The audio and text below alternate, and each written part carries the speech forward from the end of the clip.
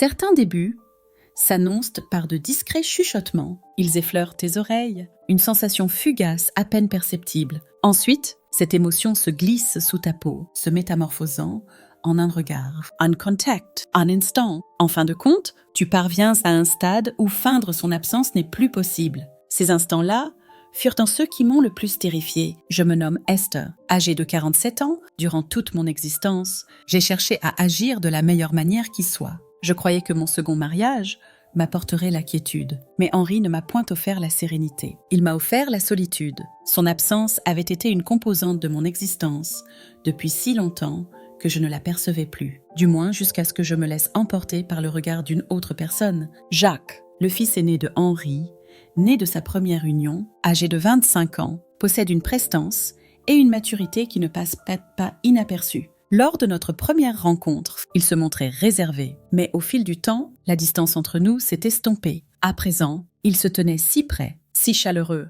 et nous en avions conscience tous les deux, mais nous avons fait comme si nous l'ignorions. Durant cette nuit-là, lorsque l'électricité s'est éteinte, je me trouvais en solitaire dans la demeure. Je me suis rendue dans la cuisine pour trouver une bougie. Cependant, je n'ai pu me défaire de cette sensation de malaise qui m'habitait. Je me suis entretenue avec Henri. « Quelle est donc ta requête ?»« Esther, je me trouve hors de la cité. » Sa voix résonnait d'une impatience teintée de son habituelle indifférence. « Seule je me trouve. » murmura-t-il. Un bref silence s'installa. Puis sa réplique fuse. « Jacques sera l'élu. » Je me suis tue, pourtant en mon être frémissait une émotion indicible. 30 minutes plus tard, Jacques se tenait à la porte, une lampe de poche à la main, arborant ce regard familier sur son visage, celui qui en révélait toujours trop sans y rire. Il ne s'en pensait dire. « Mon père a mentionné que tu étais en proie à la panique », révéla-t-il d'une voix posée, teintée d'une lueur espiègle. « La solitude, c'est juste pas mon truc », répondis-je. Je pris conscience que mes doigts serraient avec excès le rebord du chambranle. Jacques fit son entrée. Une fine pluie venait de tomber. Sa veste en cuir était humide. Ses larges épaules étincelaient sous la faible lueur venue de dehors. Ayant refermé la porte, l'électricité n'était toujours pas revenue. Je susurrais, tandis que le regard de Jacques se posait sur le mien. Est-ce là un maléfice ? Quelque chose s'est fracturé en mon être, et j'ai réalisé que je ne pouvais plus jouer la comédie. Jacques pencha légèrement la tête, se tenant toujours debout à l'entrée, avant de brandir sa lampe de poche et de la diriger droit vers mon visage. J'ai plissé les paupières, tandis que mes yeux s'ajustaient, mais je percevais son regard glisser vers le bas. Je me trouvais dans ma tenue d'intérieur habituelle, une délicate chemise de nuit qui effleurait à peine mes genoux. Je ne portais rien en dessous. Je m'apprêtais à rejoindre mon lit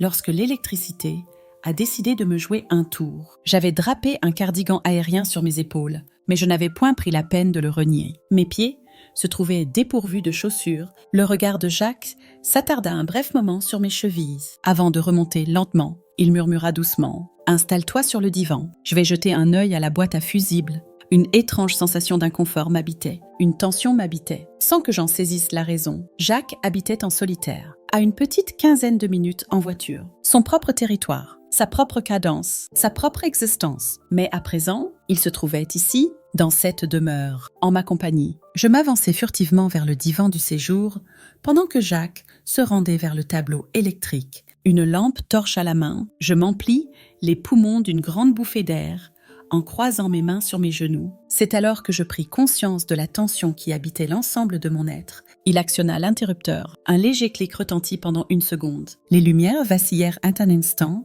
avant de plonger à nouveau dans l'obscurité. Jacques laissa échapper un soupir. Il m'amena, pensant qu'il y avait probablement trop de charge sur l'un des circuits, puis dirigea sa lampe de poche vers la cuisine. « Permettez-moi de vérifier ce qui en est la cause. La cause. » déclara-t-il en pénétrant dans la pièce. Je n'avais point perçu sa présence en la cuisine. Je présumais qu'il avait descendu au sous-sol, vu que la boîte à fusibles se trouvait juste à côté de la porte, menant à cet endroit. Soudain, un objet chuta, produisant un son métallique puissant qui résonna dans l'obscurité. Un sursaut m'a échappé. « Jacques !» Je me suis levé d'un pas vif pour me diriger vers la sombre cuisine de Jacques. « Jacques !» Aucune réplique ne vint troubler le silence. Je fis un pas de plus, la lumière argentée de la lune se faufilant à travers la fenêtre de la cuisine, dessinant de timides ombres. « Va-t'en » Was, dissimulant encore tout dans l'obscurité. Je ne l'apercevais point, mais je perçus une présence, un frémissement, à l'instant précis, où j'allais me retourner. Mon torse heurta brusquement un obstacle solide, une présence. Jacques. La torche avait échappé à sa prise, sa lumière maintenant projetée sur le côté. Son corps chaud et solide se collait au mien. L'espace d'un instant, une onde de surprise me parcourut. D'instinct, j'ai tenté de faire un pas en arrière, mais Jacques se tenait là, juste en face de moi. « Es-tu également pénétré dans la cuisine ?» interrogea-t-il, sa voix grave, presque un chuchotement. Je me retrouve face à une page blanche, cherchant les mots justes pour exprimer les tourments qui habitent mon esprit. Je ne savais point où tu te trouvais, murmura-t-il, mon haleine s'échappant de manière incertaine. La main de Jacques caressa à peine ma taille, peut-être simplement pour se stabiliser. Mais mon être l'a interprété comme bien plus que cela. Si c'est la première fois que vous êtes témoin de confessions de cette nature et que vous souhaitez nous apporter votre soutien, abonnez-vous à ma chaîne et activez les notifications avant de poursuivre. Croyez-moi, vous ne souhaiterez point que le récit s'achève dans les ténèbres. Nous étions incapables de nous croiser, seulement capables de ressentir. À cet instant précis, j'ai compris que l'attirance que nous avions prétendue inexistante était devenue trop intense pour être négligée. Le seul bruit qui troublait le silence pesant était notre souffle. Le souffle de Jacques frôlait ma peau, et rien ne nous empêchait de nous regarder dans les yeux, si ce n'est l'obscurité totale qui nous enveloppait. Ma main s'est posée sur sa poitrine, tentant de prendre un léger recul, mais ni lui ni moi n'avons bougé. « Esther » murmura-t-il, rien que d'entendre mon nom résonner dans sa voix. J'ai frémi. Il me fallait trouver une issue. J'ai incliné la tête légèrement, j'ai inspiré avec hésitation, et j'ai contraint ma voix à sonner comme il se doit. « Quel souci survient-il donc ?» questionnai-je. Jacques retira doucement sa main de ma taille, mais il demeurait à proximité. La lampe torche avait déjà chuté, et la cuisine se trouvait presque submergée par l'obscurité. Seule une lueur pâle de clair de lune filtrait à travers la fenêtre, répandant une lumière douce. « Je suis d'avis que c'est la machine à laver, » chuchota-t-il. Elle devait être en mouvement lorsque l'électricité a été interrompue, et elle tente de se remettre en route. J'ai peiné à déglutir. Ainsi, il nous faut la déconnecter. Jacques inclina la tête, mais reste indécis. Une tension flottait dans l'atmosphère, une présence insaisissable mais profondément ressentie. Enfin, j'ai aperçu la forme de son corps s'animer, tandis qu'il se rendait vers le lave-linge, sa silhouette à peine discernable dans la pénombre. Soudain, un son puissant retentit dans la pièce. Je fus grandement ébranlé. Quelle étrange chose était-ce donc ? Ai-je chuchoté ? Jacques s'était penché, puis il a doucement redressé la tête, ses lèvres esquissant un léger sourire. « Je crains d'avoir renversé quelque chose », déclara-t-il d'une voix calme, trop calme. Il saisit alors la poignée et la retira. Je laissai échapper un profond soupir, tout en m'adossant au comptoir, cherchant à retrouver mon équilibre. Mon cœur s'emballait toujours, tambourinant avec force. Je me suis enjoint à retrouver mon calme. Mais comment diable aurais-je pu m'y prendre ? Même plongé dans l'obscurité, rien n'avait varié, car les émotions se jouent des ténèbres pour se manifester. Jacques s'est redressé une fois de plus, et j'ai ressenti son regard posé sur moi. « Pourquoi cette tension qui t'habite ?» interrogea-t-il, d'un ton légèrement moqueur, mais en profondeur. Se cachait quelque chose d'autre. « Je ne suis point crispé », répliquai-je sur le champ. Pourtant Jacques semblait dubitatif. J'ai perçu le bruit de ses pas, résonnant dans l'obscurité. Un pas après l'autre. « Je suis conscient », murmura-t-il avec lenteur. « Moi aussi, je ressens une certaine tension. Quelque chose s'est resserré en mon être. Je me trouvais dépourvu d'idées. Faut-il que je fasse marche arrière ? Faut-il que je détourne le regard vers un autre coin de la pièce ? Pourtant, je n'avais point agi de la sorte, car Jacques se tenait là, juste en face de moi, et je lui avais permis de s'approcher un instant. Je n'avais guère anticipé la tournure des événements à venir. Jacques demeurait immuable, sa voix feutrée résonnant, tandis que nos êtres se frôlaient presque. À cet instant précis, j'ai pris conscience que rétablir l'électricité n'était plus qu'un prétexte. Nous n'avions nul besoin de justification pour étirer cet instant. Puis, soudain, Jacques s'en est allé.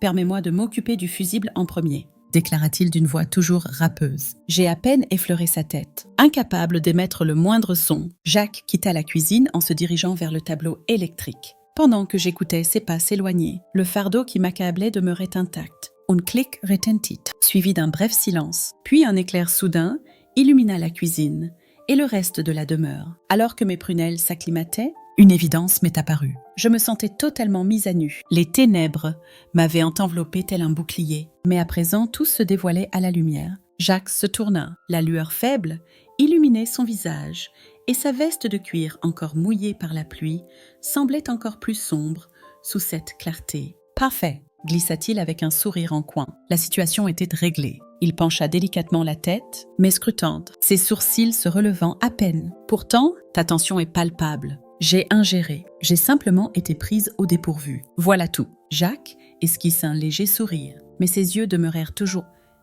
rivés avec intensité. Quelle autre raison pourrait bien raviver cette émotion en moi, cette sensation à la fois dérangeante et enivrante? Je l'ignore, avouai-je d'une voix frémissante. Jacques avança d'un pas de plus, se retrouvant désormais face à moi. « Esther, tu as subi des changements récemment, déclara-t-il d'une voix plus posée, mais empreinte de concentration. Mon souffle s'est emballé. Qu'entends-tu par là? Jacques n'a point dévié son regard. Tu étais jadis empreinte de sérénité et de force. Mais à présent, tu sembles égaré. N'est-ce pas? Quelque chose en mon être s'est contracté. Jacques, mais je n'exclus mon propos. Car il avait raison. Henri m'avait laissé en paix pendant de longues années, même lorsqu'il était présent. C'était comme s'il ne l'était pas. Au commencement, j'ai patienté, puis j'ai renoncé, pour finalement prendre conscience que je m'étais égaré en chemin, je m'étais affaibli, égaré, évanescent. Jacques l'a aperçu. Sa main s'est déposée délicatement sur la table, à proximité sans excès. Il ne me tendait pas de piège, mais en me déplaçant légèrement, je pouvais le frôler. « Je te chéris », murmura-t-il d'une voix à la fois tendre et assurée. Quelque chose en mon être frémit. « Tu prétends ne rien ressentir », poursuivit-il. « Mais au fond de toi, tu ressens tout. Ne joue pas la comédie. Henri t'a abandonné. Il exprima ses sentiments à ton égard, mais jamais ne les démontra. Et tu t'y accoutumas. Mais Esther, il étira ses doigts, effleurant délicatement mes cheveux. Je t'aperçois ainsi. Tout ce que je retenais s'est coincé dans ma gorge. Mes prunelles s'enflammaient, mais je m'obstinais à ne pas croiser son regard. Cependant, je ne pouvais réfréner mon élan, car il émanait de ses yeux une aura singulière. La solitude, la compréhension et tout le reste. Je pris une grande bouffée d'air et me reculai légèrement. Mais Jacques demeura immobile. Je ne fus point toujours tel, chuchotai-je. Mais à présent, je m'égare dans les méandres de mon identité. Jacques inclina la tête avec désapprobation. Tu demeures inchangé. Il te suffit de te rappeler. Soudain, les larmes se mirent à glisser le long de mes joues. D'instinct, ma main se leva pour les effleurer. Mais Jacques pencha simplement la tête et me fixa du regard. Depuis quand ressens-tu cette manière? Interrogea-t-il.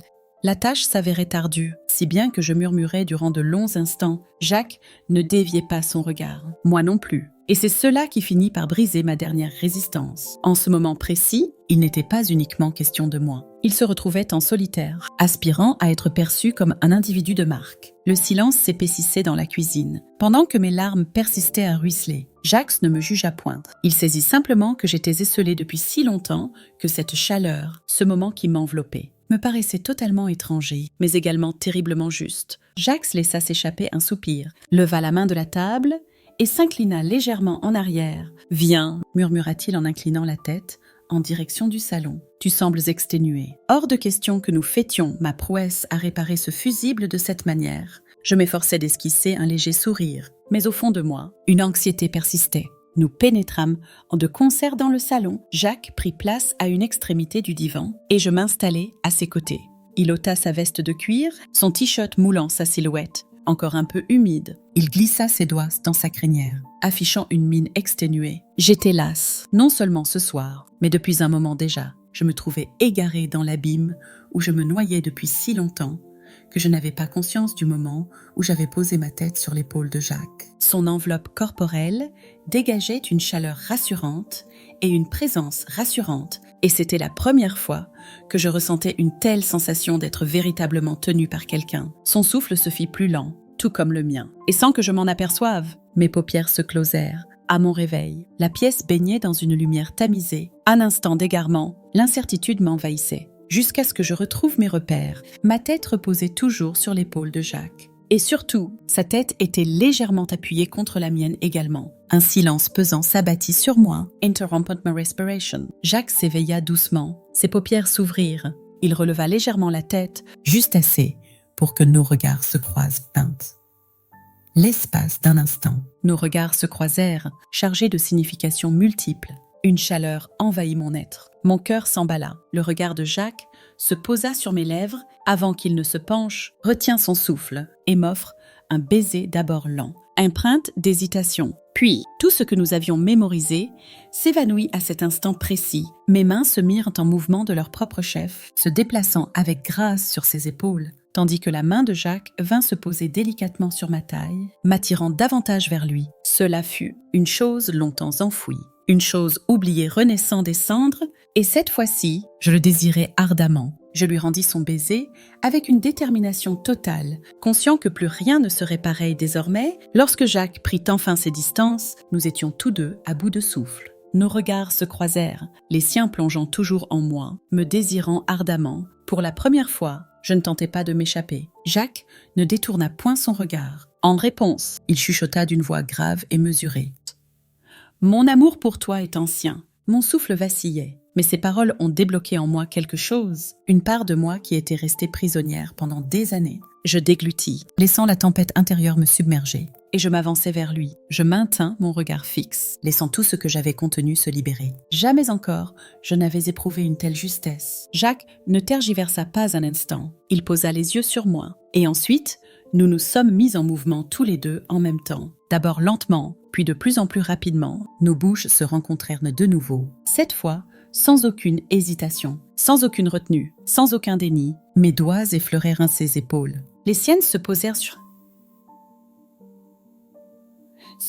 ma taille, m'attirant davantage vers lui. Mon cœur tambourinait avec force, tandis que je caressais mes doigts le long de ses bras, puis ma main glissait sur mes bretelles. Mon souffle se suspendit, tandis que mes doigts s'enroulaient autour d'eux, et doucement, je les fis descendre. Jacques demeura immobile, son regard rivé au mien, sans jamais le détourner. Il me percevait, il me chérissait, et c'est pour cela que, sans la moindre hésitation, je me laissai choir sur le divan. Jacques prit une inspiration soudaine, et à cet instant précis, je compris qu'il n'y avait pas de marche arrière pour lui non plus. Jacques appuya son genou sur le divan, pivotant son visage dans ma direction, pendant que je m'étendais. Je l'observais se défaire de ses habits, et cela eut sur moi un impact bien plus profond que je ne saurais exprimer par des mots. Il me saisissait, il portait attention à mon être, il était jeune et d'une beauté incroyable. Pour la toute première fois, je ne me sentis point esselée. À cet instant précis, je notais avec délectation le glissement langoureux de sa main. Je fus saisie par une sensation d'une ampleur incommensurable,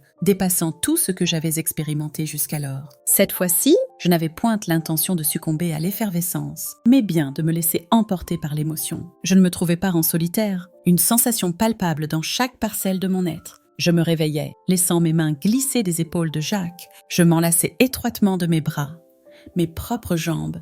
Jacques,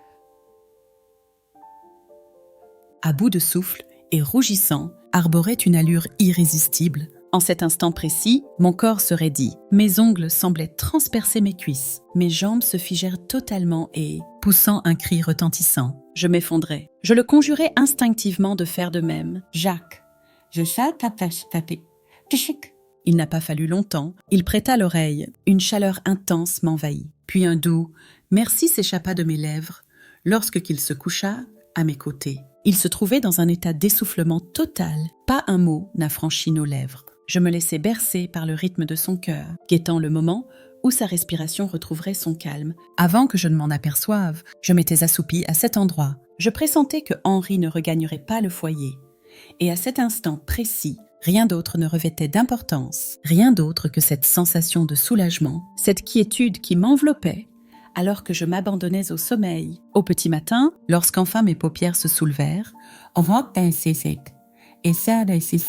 nul soupçon ne me laissait entrevoir la surprise que Jacques avait ourdi à mon intention. Jamais encore je n'avais ouvert les yeux dans une telle félicité. Jamais encore je n'avais éprouvé pareil amour. Je brûlais d'envie de me lever dans les bras d'un homme dès l'instant où mes paupières se soulevèrent. Mais cette fois, les choses allaient prendre une tournure encore plus intense. Restez à l'affût, car ce récit est loin d'être achevé. Si vous avez atteint ce point, je sais que ce récit vous a ensorcelé. Il y a tant de choses à échanger. Il y a parmi ces pas tant de choses à échanger et vous ne voulez rien rater. Je vous invite à appuyer sur ce bouton de suivi, à activer les notifications et à laisser un commentaire ci-dessous.